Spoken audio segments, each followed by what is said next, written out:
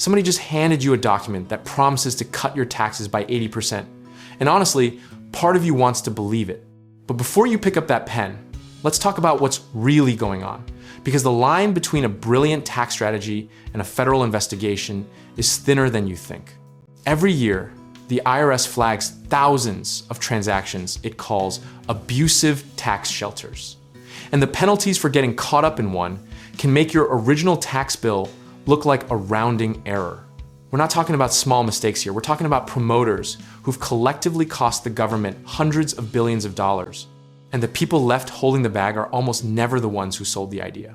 The whole machine runs on one simple exploit in human psychology. Nobody likes paying taxes. And when someone offers you a legal sounding way out, your brain desperately wants to believe them. Think of it like a financial magic trick. The hand showing you the dazzling deduction is distracting you from the other hand, the one sliding your assets into a structure the IRS hasn't approved and never will. The red flags almost always start with the promise itself, and the promise is almost always too clean. If someone guarantees you a deduction that's 3, 4, or 5 times your actual investment, you're not looking at a tax strategy. You're looking at arithmetic that only works if the law doesn't apply to you. Then comes the secrecy clause. And this one should stop you cold in your tracks. Legitimate tax strategies don't come with non-disclosure agreements. And if a promoter tells you not to discuss the arrangement with your own accountant or attorney, they're not protecting proprietary information, they're protecting themselves. Conservation easements, syndicated deals, and offshore captive insurance arrangements were all legitimate concepts at some point. But they've been so aggressively abused that the IRS now lists many of them as listed transactions, which is essentially the government's way of saying, we see you. The irony is that the more sophisticated the brochure looks, the more likely it was designed to impress you rather than to survive a real audit. There's a quote often misattributed to Einstein that says, if you can't explain it simply, you don't understand it well enough. And that test applies perfectly here. If your tax promoter can't explain in plain language exactly how the deduction is generated, what the legal authority is, and what happens if the IRS challenges it, walk away, because confusion is a sales tactic, not a tax strategy. Historical cycles show us that these schemes surge in popularity during periods of high tax rates or economic anxiety. The 1970s gave us abusive partnership shelters, the 1990s gave us son-of-boss transactions, and the 2000s gave us micro-captive insurance.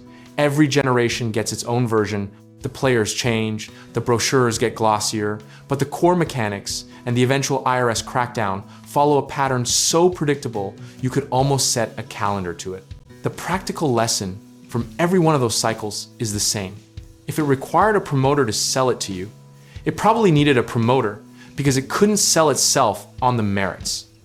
Your legitimate CPA, working from your actual financial situation, is not going to cold call you with an opportunity that's not how real tax planning works.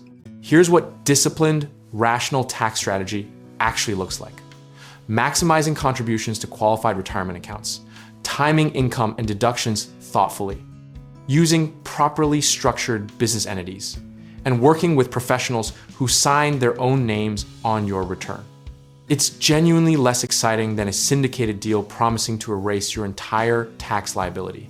And that's exactly the point. Boring strategies survive audits.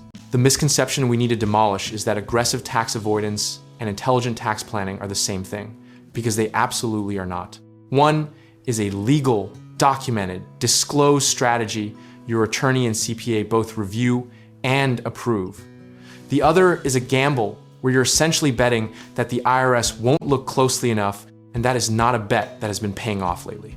If you're ever genuinely unsure, the IRS actually publishes its dirty dozen list of tax scams every single year. It's free, it's public, and reading it once will save you from a lot of very expensive conversations with very serious people. You can also search the IRS's list of disclosed listed transactions and see whether what you've been pitched is already on the government's radar, which, spoiler alert, it often is. Discipline here means being willing to pay a fair tax bill in exchange for the peace of mind of knowing your return can survive sunlight. And that trade-off is almost always worth it. Sizing your risk means understanding that the cost of a disallowed shelter isn't just the back taxes, it's the penalties, the interest, the legal fees, and the years of stress that follow.